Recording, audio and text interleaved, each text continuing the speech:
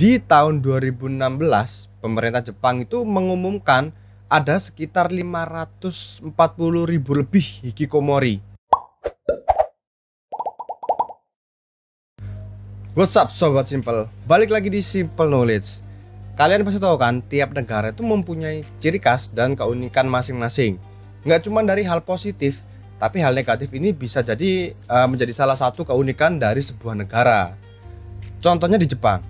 Di Jepang itu mengenal istilah yang bernama hikikomori. Nah, bagaimana hikikomori ini dan apa sih hikikomori ini? Berikut Simple Knowledge akan membahas mengenai hikikomori. Tapi sebelum itu, seperti biasa, jangan lupa klik tombol like, subscribe, dan share ke teman-teman kalian. Langsung aja ke videonya, cikedot. Guys, kalian tahu nggak? Di Jepang sana ada sekelompok orang yang lebih memilih untuk menutup kehidupan mereka dari dunia luar. Hal ini biasa disebut atau dikenal dengan hikikomori, yaitu orang yang tidak terlibat dengan kehidupan bermasyarakat atau lebih mengurung dirinya setidaknya selama kurang lebih 1 tahun. Jadi orang ini nih ya kehidupannya itu dihabiskan di rumah doang guys, jadi nggak kemana-mana gitu. Nah, untuk bertahan hidup mereka itu masih mengandalkan uang dari orang tua mereka. Di tahun 2016, pemerintah Jepang itu mengumumkan ada sekitar 540.000 lebih hikikomori. Nah, hikikomori ini berusia antara 15 sampai 39 tahun, guys. Tapi sih dengar-dengar katanya bisa lebih dari itu jumlahnya itu, karena masih banyak masyarakat di sana itu yang lebih menutup diri mereka daripada bermasyarakat. Jadi sebagian besar dari mereka itu memilih bersembunyi daripada menampakkan dirinya ya guys ya. Seorang jurnalis dari Vietnam yang bernama Malika Elan pertama kali mendengar istilah hikikomori ini pada saat dia tinggal di Jepang selama kurang lebih 6 bulan.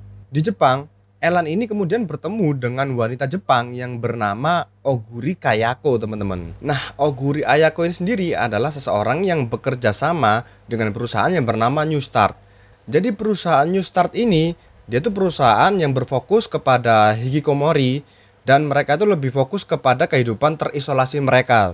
Jadi guys, rata-rata orang tua di Jepang sana yang mempunyai anak hikikomori, mereka itu membayar orang seperti Ayako ini sebesar kurang lebih 8.000 USD selama 1 tahun. Nah, tugasnya si Ayako ini tadi untuk berkomunikasi dengan para hikikomori di Jepang. Ya, pendekatan gitulah, mulai dari surat menyurat, terus habis gitu ngobrol lewat telepon, bahkan sampai mengadakan kunjungan atau datang bertatap muka ngobrol gitu. Ya, tapi guys, namanya orang udah terisolasi, udah mengurung diri sejak lama ya. Jadi orang seperti Ayako ini untuk mendekati orang seperti itu tuh susah banget guys.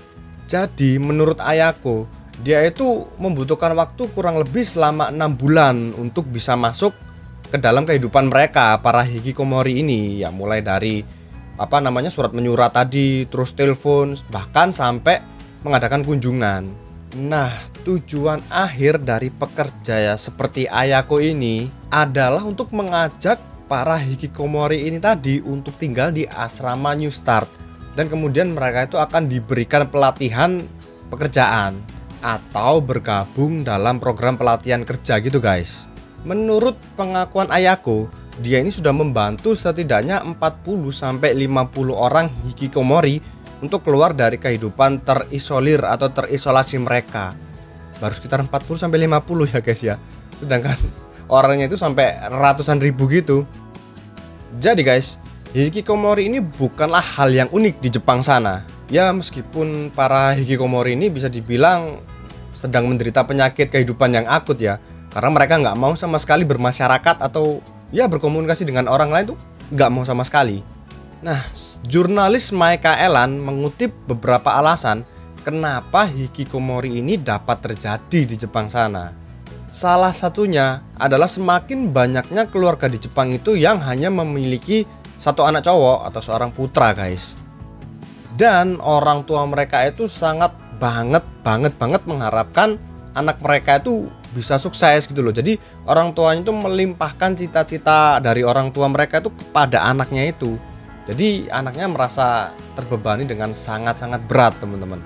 Nah, yang jadi masalah, beberapa anak di Jepang itu tidak memiliki panutan atau tidak diberikan bekal hidup yang benar-benar baik dari orang tuanya. Kenapa bisa begitu? Karena rata-rata orang tua di Jepang itu bekerja dengan sangat keras, mulai dari pagi atau bahkan subuh sampai malam.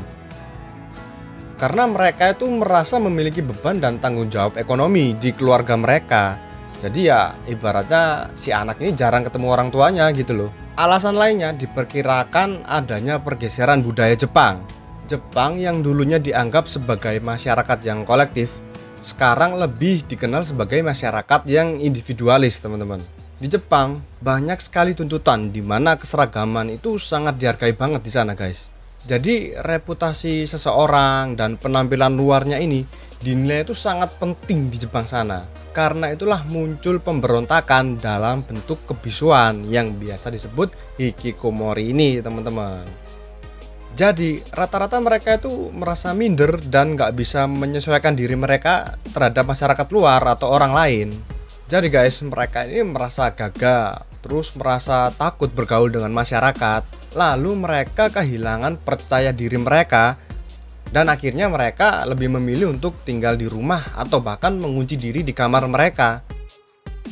Jadi mereka ini merasa kalau tinggal di rumah atau di kamar mereka itu tempatnya itu lebih aman daripada di luar sana gitu guys. Selain itu, penyebab lain dari hikikomori ini biasanya adalah tekanan sosial. Jadi kayak mereka mungkin nggak juara kelas, atau mungkin mereka lulus tapi nggak keterima di universitas yang ternama atau terkenal gitu guys. Nah, itulah tadi cerita singkat mengenai hikikomori. Jadi sekumpulan orang yang lebih menutup dirinya daripada membuka diri kepada masyarakat. Teruntuk kalian yang lagi nonton video ini, kalian jangan mudah menyerah ya gengs ya. Nggak juara kelas, ya belajar lagi. Nggak keterima universitas favorit, ya coba lagi. Atau paling nggak kalian bisa memperbaiki nilai kalian di universitas yang biasa-biasa aja gitu. Jadi sebenarnya tuh banyak cara untuk menutupi kegagalan yang telah kita lakukan ya guys ya. Jadi jangan sampai kalian menjadi seorang hikikomori dan membuat orang tua kalian menjadi lebih sengsara. Jadi anak jangan nyusahin orang tua. Oke teman-teman, sekian video dari kita. Jangan lupa klik tombol subscribe, like, dan share ke teman-teman kalian. Dan see you on the next video.